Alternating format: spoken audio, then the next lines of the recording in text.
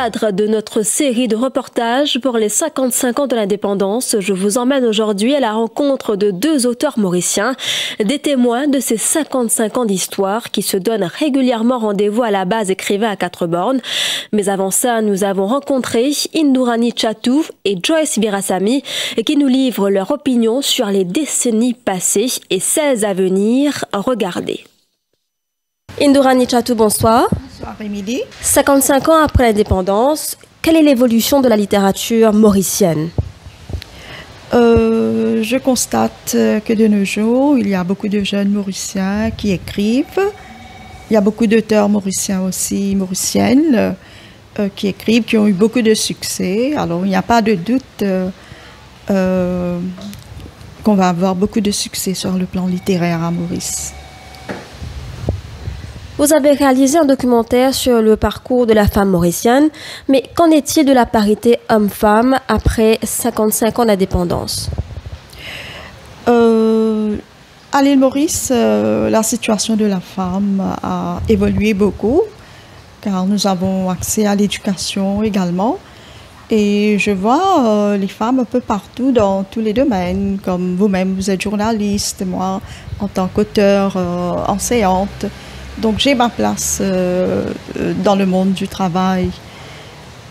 Ensuite, le 8 mars, on a célébré, c'était Women's Day, et dont le thème était la nouvelle technologie, l'inclusion de la nouvelle technologie, etc. Donc ça va permettre davantage la femme à être plus indépendante dans le monde de la technologie. Ceci va lui permettre de faire des recherches, ensuite des recherches concernant son bien-être, etc. Ensuite, travailler, s'intégrer mieux dans le domaine de l'emploi. Mais le seul problème qu'il y a de nos jours, c'est le fléau qui nous affecte toujours. C'est cette violence domestique qui est toujours très présente dans notre société. Même si la femme travaille aujourd'hui, elle est toujours victime de la violence. Et aussi, des fois, on est harcelé au travail, harcèlement verbal et psychique également, qui rend la vie de la femme pénible. Et quand, par exemple, comme moi, je défends la cause de la femme, donc en tant qu'auteur, je ne défends pas seulement la mauricienne, je ne défends pas tout simplement une femme de tel ou tel groupe ethnique, non, je défends la femme à travers le monde, parce que je suis vraiment très attristée aujourd'hui d'apprendre ce qui se passe en Afghanistan, par exemple. La femme qui n'a pas le droit d'aller à l'école, les femmes qui n'ont pas le droit d'aller travailler.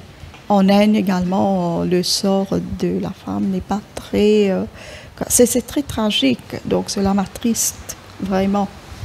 Il faudra qu'il y ait un changement drastique, notre façon de voir comment améliorer la condition de la femme. Il faudra que l'homme apprenne à respecter la femme, lui donner le respect qu'elle mérite dans la société.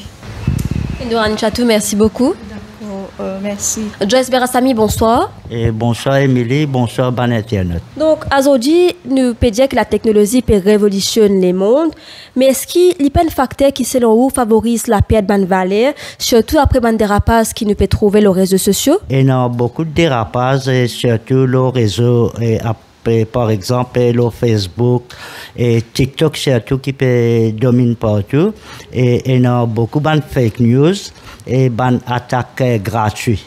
Et ça veut dire que technologie non sont bon, mais il faudrait nous qui conserver parce qu'aujourd'hui nous pas même besoin ouvrir un dictionnaire. Dans l'internet nous tape Google, il y a tout réponse, mais c'est une avancée, mais c'est moi faudrait nous casser les abonnés. Donc, ou un dénicheur de talent, ou un artiste, ou même un écrivain. Donc, dans les temps, il y a beaucoup d'artistes engagés qui militent pour certaines valeurs. Est-ce qu'il nous est capable de dire que la nouvelle génération d'artistes aujourd'hui peut toujours véhiculer ce message-là? Et ce qui m'est capable de dire, disons, l'année 70, 80, même dans l'année 60, et tout quelque chose de politique. Et la musique, c'est politique, l'art, c'est politique, l'écriture, c'est politique.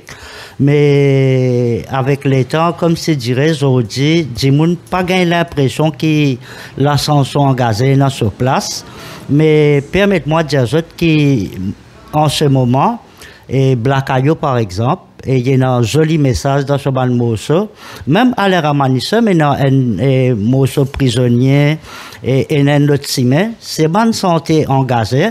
Et Cassia et Désiré François, lui aussi est dans bonne santé engagée, comme a travaillé, pas découragé. Mais pendant ça, l'engouement pour la chanson engagée, et je dis, peut-être nous pas permettre ça non là.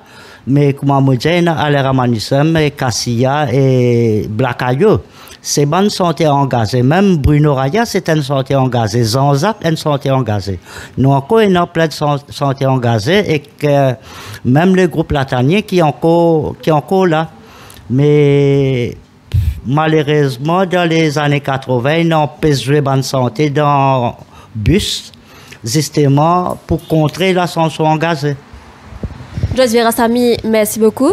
Et merci Émilie et moi je l'appelle pour dire merci beaucoup Radio Plus.